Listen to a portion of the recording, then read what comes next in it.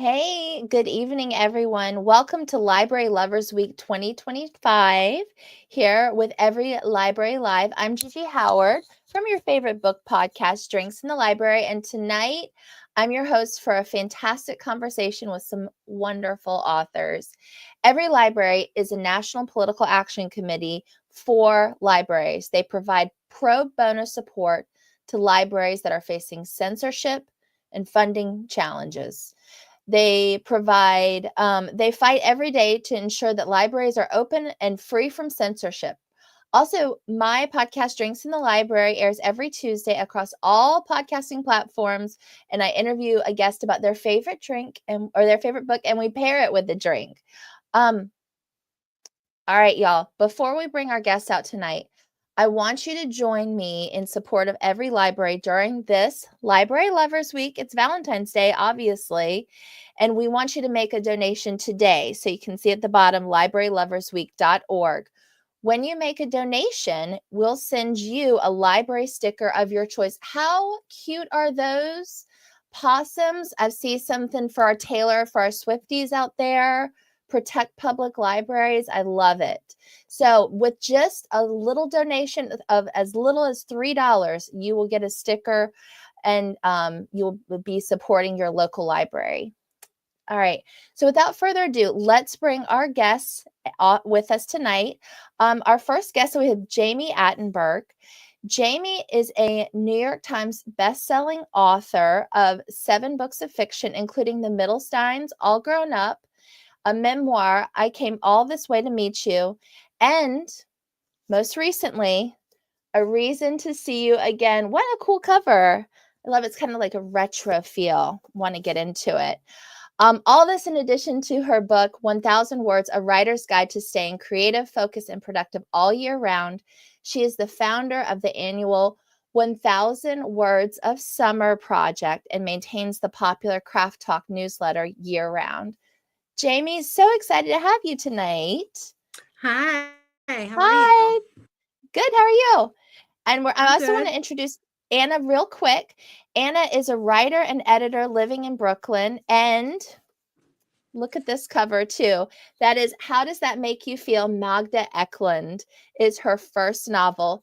Also, Anna, you are an editor with HarperCollins on acquiring narrative nonfiction, science, wellness, and lifestyle books. So I'm actually at Macmillan now. I just moved over, so okay. the bio. But hi, I'm so glad to be here. We're glad to have you. Wonderful. So I do want to get started with interviewing y'all. Jami, I'm just going to get started with you. So let's dive in with this book, A Reason to See You Again. What inspired the story? What can your readers expect from this one? Oh gosh, it just kind of started out for me. It started out kind of in the 1980s for me. Now it spans the 1970s all the way to the early 2000s. But it started out in envisioning this character in the 1980s who was kind of this, kind of a mathy woman, a smart woman, and a woman kind of on her own. And I was just trying to figure out, who the family was around her and who surrounded her and what her life was like. It spans his 40 years, and you get to know the entire family. And it's these 3 women who are sort of a mother and 2 daughters who are sort of moving in and out of each other's lives and kind of having a complicated relationship with each other, but kind of always finding their way back to each other too. Okay. All right. Well, very exciting to hear about it. Sorry about my dog. Oh, you're good. What's your dog's name? It's Leo. I don't know why he's barking right now, but Leo. He loves the book. He loves it. He loves literature. He loves libraries. He's barking for Perfect. And so I'm very curious about this 1,000 Words of Summer project, inspired by 500 Days of Summer. Well, not originally, no, but the title was, an allusion to that. Words of Summer started in 2018, and it was just based on like a conversation between a friend and mine, where a friend of mine, where we were both trying to kind of get motivated in our projects. I had to finish a new novel, and my friend was trying to write a book proposal, and she's a teacher, and so it was kind of like the summers were really the time that she had to work on things and to get, to get things going. So we decided to write 1,000 words a day for 2 weeks straight. Wow. And then I tweeted about it because I'm kind of an online person, and all these Okay. people said that they wanted to do it too. And so I set up a little newsletter, and the first year, like maybe first day, 200 people sign up for it. By the end of the first 2 weeks, we had 2,000 people. And then every year it's grown, and I get, different writer friends of mine to write encouraging letters to people. And then we all write, and there's like a hashtag 1,000 words a summer. That's how Mhm. that started. And we'll have probably about 50,000 people signed up for it this year. Oh, wow. Yeah, it's really cool. And people, I mean, we're at the stage where like people have gotten agents, and they've sold books, and they've published books. People send me books all the time that they've written as part of the 1,000 words a summer project. And yeah, it's really wonderful. And so the book version of it is a collection of all of these letters that all these authors have written, and then some guidance from me as well. So both of those books came out last year, and both should be available in bookstores and libraries. That's awesome. So someone that's interested in getting involved in that project, where should they look? You can, what I would do is either Google 1,000 words a summer. There's a newsletter. You can look up Craft Talk also, and that's kind of the Okay. thing that pops up, but it's a Substack, and you can sign up for it there, and it's free. Okay. Okay. Excellent. Substack is like the new hot newsletter these days. So Yes. staying Yeah. on brand. Going into your experience writing, so you've kind of like inspired all of these other people. But where did you know that you wanted to be a writer? Have you always been a writer? What was that experience like for you? I always have been a writer since I was a little kid. I mean, I was always writing stories from a very young age, like 5 or 6 or something like that. I did an undergraduate degree in creative writing. I didn't get an MFA, but it was just always the thing that I was best at. I mean, I was like editor of my high school paper, things like that, but I was just writing, always writing stories, but didn't really know in a way what it looked like to be a writer. Mm-hmm. Like you sort of, even if you study it, you're like, well, what does that mean? Where, what are your next steps or things like that? And so I really found my way to it, like Mm-hmm. I really always had something to say. I always was admiring people who put out zines. I'm Gen X, right? So Yeah. put out zines and comic books, Cool. chat books and things like that. And I was always Mm-hmm. stuff before I ended up finding my way into writing a full length manuscript. And yeah, I mean, it's just the thing that I love to do more than anything else. I've had plenty of jobs in the interim. I have a memoir that came out actually that talks about a lot about finding my way to writing, called I Came All This Way to Meet You, which also probably is at your local library. Um, Yay. yeah, but that's also like a way into understanding like my way of becoming a writer in the contemporary times. Okay. Wow. And I mean, going and talking about libraries a little bit, I mean, were you weaving in and out of them during this time on your journey to becoming a writer? I mean, my mother used to drop me off at that library, Indian Trails Library, in Illinois, Oh, of Chicago. I've done readings there since then, since I finally published books, and it was just a really memorable library to me in my life. And my mother always used to say, because I am somebody who has lived a million places, and she always used to say, and she's still alive, making it sound like she's dead. She's not dead. She's always said that she knows I live somewhere when I go and I get a library card there. yes. Yeah, I love that. And it's definitely, we see that a lot. I work in a public library, and people are like, I got my proof of address, and this is the first place I came. And that's awesome. Yeah, Just to and see. I just moved in my neighborhood, and I moved closer to the library, so I'm really excited. Alvar Library is my library. Oh, wonderful. Shout out to Elvar. Yeah, in New Orleans. Yeah, In New Orleans. yeah, Oh, wow. Y'all just had the Super Bowl down there. I'm not changing. I can't get on that subject. yeah. It's all right. I have a lot to say about it, so let's not. Okay.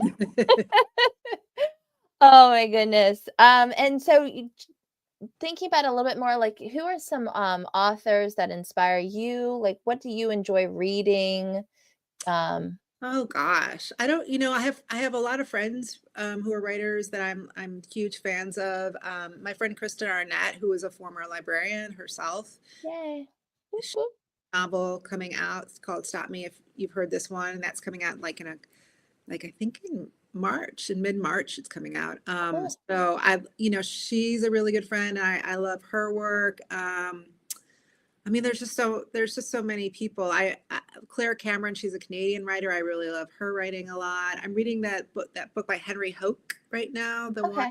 do you know that book? It's like about written from the perspective of an animal. Anyway, I love that one. So many. I don't even know where to start. Like, there's just so many great writers out there. And I'm sometimes I'm going to read like some Virginia Woolf, and sometimes I'm going to read a comic book, and sometimes I'm going to read a poetry collection. And there's just so many great things to explore out there. I'm not like a straight, only reading fiction, only reading this kind of thing. I think Yeah. that's what's great about libraries. You can go in, you can get access to everything at once. Yeah. Oh, I love that. 100%. Well, Jamie, this is awesome. We're going to come back in just a second, but I do want to give some time to let Anna talk a little bit, if we can bring her on. And so, Anna, kind of the same question talking about your latest book. How does that make you feel, Magda Eklund? Like, what is the story about? What can readers expect? Sure. Well, it's about a septuagenarian psychiatrist from New York Mm-hmm. who is unexpectedly tasked with watching her best friends earn for the summer. They were incredibly close for 40 years, and her best friend's, I guess, husband, since her death, has moved on. His new girlfriend's moving in. And so he asks her to take over the urn. And Magda, the psychiatrist, winds up on this rambling road trip across the country with the urn, charting her and Sarah's favorite places they always thought they'd go together. So it's a road trip novel and it's a friendship novel, but Mm-hmm. one of the friends just happens to be in an urn. Okay. So I'm guessing it's like an exploration of their friendship and thinking about past moments and wishing that they could be back together again in some ways is what Yeah, I feel. a lot of that is very much, it's rooted in memory, but there's a lot of forward momentum on the trip as well. And I think it's a reflection of this decades-long friendship and the ways that it changed and inspired both of them, but also the ways in which they always saw each other differently from how they actually were. Mm-hmm. Yeah. Isn't that's so true for all of us in our Right. relationships. Yeah, I feel that for sure. So thinking about it a little bit, I mean, you are a writer and you're also an editor. So, I mean, how does I'm very curious about this. How does your experience being an editor and having that eye impact your writing? Like, what's that like? That's a great question. I mean, I will tell you, it makes you so much more empathetic as an editor. I always tried to be already, but I think publishing and writing anything is such a vulnerable process that being on the other side of it was pretty humbling. I only edit nonfiction for work. Okay. So I think it's been nice to be able to keep those two worlds separate. Okay. That's made it a lot easier. Yeah. You're not like, oh no, I wrote the similar sentence last week or anything like that. No, I would simply collapse. I would cease to exist. It would be too difficult for me. Oh my goodness. So how did you get into editing or writing? Did they come together? Did one lead into the other? Yeah, that's a great question. I was always writing pretty much as far back as I can remember. My parents sporadically mail me some of my early handwritten pages. They're mostly about bunnies going on extraordinary adventures, which would be really cute, but probably not fodder for a great adult novel. But I had been writing my whole life. And then in high school, a family friend had turned to me and said, you're always reading, you're always writing. Have you thought about publishing? You could be a book editor and also write. And that completely floored me. It was just not a direction I'd thought of before. Wow. So I think reading and and writing have been a part of my life for so long that Mm-hmm. being able to jump into editorial felt like a fun new foray, Mm-hmm. a really natural extension as well. Yeah. And I mean, how was it challenging to get into the editing world? What is it like over there? Yeah, I mean, publishing's difficult. You do pretty much all of the major publishing houses are based in New York. Mm-hmm. And most of them work on a hybrid model at this point after the pandemic. So I think in a lot of ways it's challenging to get in, Mm-hmm. and it's also wonderful once you do, because pretty much everyone there is there because they love to read. And so Yeah. some of my best friends in the world are people I met when we were, baby assistants trying to Mm-hmm. figure out what we wanted to edit one day. Mm-hmm. And I'm also just curious, now I'm just asking questions like Yeah, how go for much, it. when you're editing, I mean, how much of the time is the reading versus the going and, making edits and corresponding with your authors and all that kind of stuff? It so depends on the book and the stage that Mm-hmm. we're in. I would say that my first edits tend to be, I read the manuscript and go through my big picture developmental notes, thinking about the goals that the author and I have set for the book, what we want it to achieve, but also the audiences that we want to speak to, and figuring out the big picture changes that need to happen to bring the book closer to that. And then the next edit tends to be a more line level, specific, really, Okay. really comprehensive edit, I would say. Yeah. But it changes book by book and author by author because everyone works in different ways and needs different things. Yeah. I think one of my authors, Ann Powers, I published her book, a biography of Joni Mitchell last year called Traveling. Oh, Yeah, love phenomenal. Joni. I'm sure it's in libraries everywhere. I Mm-hmm. cannot recommend it highly enough. But Anne and I worked together conceptually for a really long time before we actually got into the line by line editing process. So it totally depends, but I think with a book that has a lot of big themes, you can wind up talking and concepting for longer before you actually get into the nitty gritty of it all. Okay. Wow. That's really cool to hear about. I wanted to ask about, your reading interest. You edit nonfiction, but, clearly you write fiction. Mm-hmm. So what are the kinds, like, who are some authors that inspire you? What do you like to read? Oh, okay. I mean, like Jamie, I would say I read a little bit of everything. Mm-hmm. I don't even know where to start. Judy Blume, yes or no? Yes. Yes. Okay. Does anyone say no? No, Actually, I was going to say, if someone says no, I don't want to know about I it. know. Judy Blume forever. Right. I don't read. I really try not to read in the genre in which I'm writing. So I didn't read really much literary fiction at all. Okay. As I was writing, I was reading, God, there's a lot of Joan Didion. Mm-hmm. The Year of Magical Thinking, of Yeah. course, is a classic on grief. One of my So absolute. New York. Yeah. Yeah. Love it. What else do you read if you want to cry? And I was reading quite a bit by this French journalist, Emmanuel Carrère, Okay. who's done a mix of fiction and nonfiction, Mm-hmm. but really interesting, I suppose what you call autofiction, braided through the reportage, which is fascinating. And I work in a little bit of poetry, but when I'm not writing or working on anything, I read quite a bit of fiction as well. So Okay. it's a mix. Yeah. Yeah. I mean, I was that kid where my parents would just kind of send me to the library and I would find my beanbag and go to every different section, find a different book, bring them all back, and just bliss out. what's your earliest memory of being in a library? Oh, okay. I'm worried I'll get arrested, but This will be a first for me, but let's do it. I know, I'm so sorry. We're this far in. It's got to happen. Okay. One of my dear friends, I think it was in middle school, introduced me to Tom Robbins, who just recently passed. I know. Yeah.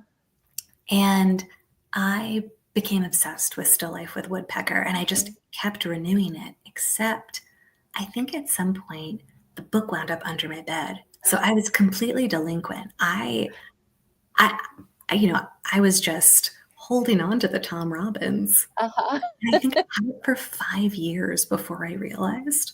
Oh, no. I know, but I was such maybe no one else was trying to take it out because I don't think anyone else realized for 5 years, but that's Uh-huh. my deep criminal past, but also my Oh, my first goodness.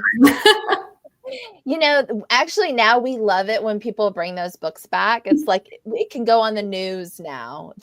Really? I think what happened was that I felt so bad about it is that I just bought them a new copy. Oh, yeah. So like, it's been so many years. Here, take a fresh hardcover.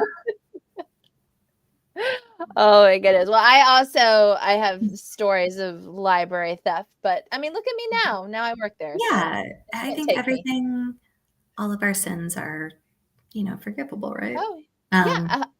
but if my former librarian is watching this, I'm so sorry. It's never happened again. Thank you. Thank you for your honesty. All right. Well, I think let's bring Jami back in and maybe we can have a conversation with all of us just about, what your writing processes are like. I think that would be interesting. I mean, Jami, I'll start with you. You do write with like a large group? Clearly you do the 1000 Days of Summer. But when you're sitting down, I mean, do you plot it out? What does it look like? So I do.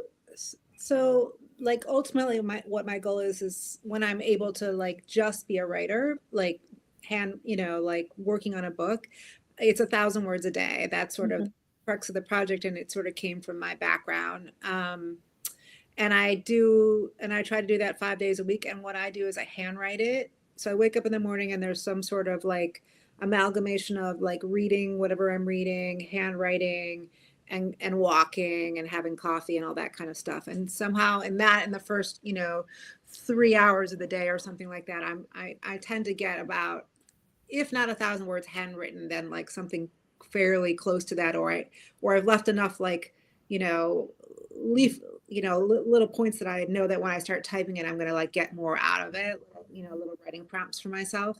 And so that's the first part of my day, like 6 to 12, 6 to 1, 6 a.m. on. That's what I'm going to try to do, is get 1,000 words down. And I just try to do that every day for a couple of months. Can usually get me on the way to a first draft. I'm not an outliner. I'm really like a get to know my characters, listen to what they have to say. I usually have a character who sort of shows me around this universe that I'm about to create. And that's kind of how I get started. And I'll write, maybe like 20,000 words or something like that. And then I'll start showing it to people and say, is this anything? Yeah. Amazing. Anna, what about you? I mean, I'm new to this. I wish I could wake up at 6 a.m. I definitely have insomnia, so it's more 3 to 5 are my pacing hours. Uh-huh. But I would say that with Magda, I wrote most of it after work in the evenings. And similar to Jami, it's character driven, so I really find someone compelling to pull me through first. But I found that I wasn't really ready to show anyone the pages until I had a first full draft, and I felt like I really knew what I wanted to say. Yeah. So slightly different in that sense. Yeah. Well, and it's going to be different too. And Jami, I mean, did you, going with what Anna just said, like, was that sort of similar when you first got started with your first manuscript? When I wrote my very first book, it was like linked stories. And so I'd already like put out some stories like here and there, like little zines that I put out, and they sort of felt like they were coming closer and closer together. And then I took a summer and I just wrote the whole summer, and I wrote most of the book in that summer. So I think I've always, I mean, this is the books that just came out are my 9th and 10th books. So I have been doing this like a really long time. So I kind of have an idea of, I've always kind of had an idea like that if I can get, if I'm interested in them, then it's worth it. There's interesting that's going on there. And I also write extremely fast. So if I write 20,000 words and and then someone reads it and goes, this is not it, this is not your next book, then I'll throw it away, So there's probably like 3 times where I've just like thrown things, I've, written half a book or something like that. And I've just been like, it's okay.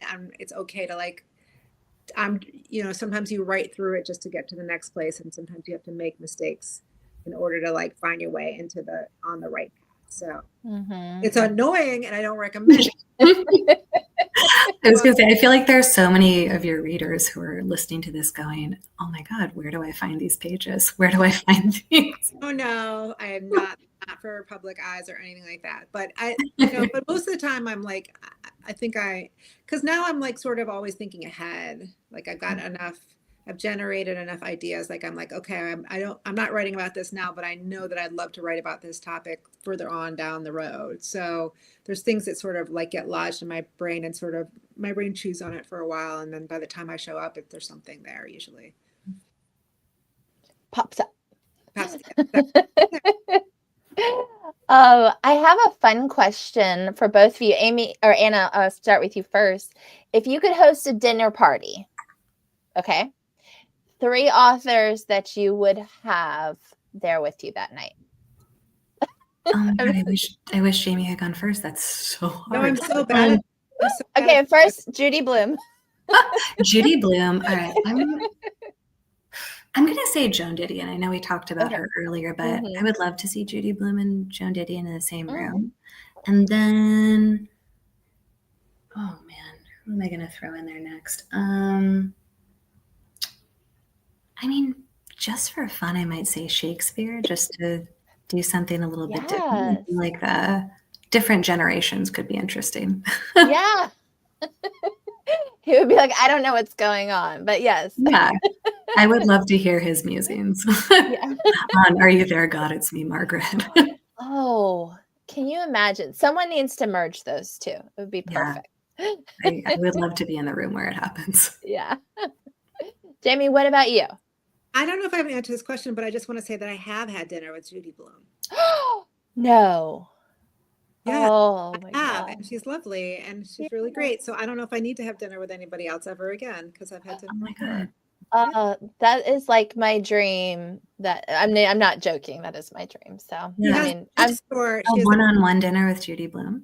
She has a bookstore down in Key West, and so Vaughn and I've done readings at that bookstore. So, and then I've met her there because of that. Yeah. Wow. So, okay, Anna, you and I need to get down to the bookstore ASAP. Yep, I will book my ticket right after this. Okay, well, do you want to come? We can all do dinner together. I'll introduce you guys. Road trip. Perfect. All right, one last question for each of you. I want to give the chance for you to talk about anything you've got coming up, a project that you're working on that you want to shine a light on, something you're excited about. Well, the next 1,000 Words of Summer starts May 31st and it runs through June 13th. You can sign up for the newsletter now. I write it like all the time, like a couple times a week, but you can also wait to sign up then and you'll get all the letters and access to the Slack. And it's just a really wonderful community of people. And if you have never written before, it's really great because you can just write my mother just writes in her journal every day. And she only does it. She only writes in her journal 2 weeks a year and it's for 1,000 Words of Summer, but she likes doing it and she likes reflecting on it once a year. So there's a lot. And then if you have a project you want to finish, there's people meet each other all the time in the Slack, the different like communities formed by, in various cities and people meet in person. And so I really recommend that, but that's like a ways away, but that's kind of my big thing coming up. So get in there, get excited. Yeah. Amazing. Yeah, definitely get excited. Anna, what about you? I mean, I'm still in the weeds with the next novel, so I can't say much about that, but I love 1,000 Words of Summer. I also follow the Craft Talks Substack. Highly recommend it. I love the daily motivation. And then I guess I'll also say, that donations to every library. Yes. They both know, but like every writer is deeply indebted to libraries.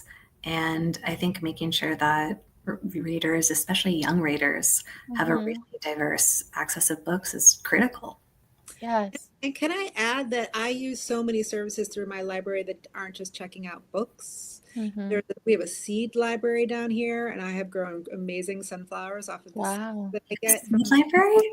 seed library. Yeah, and like you can get like seeds to grow collard greens and like all kinds. We have in New Orleans we have great weather for growing things year round.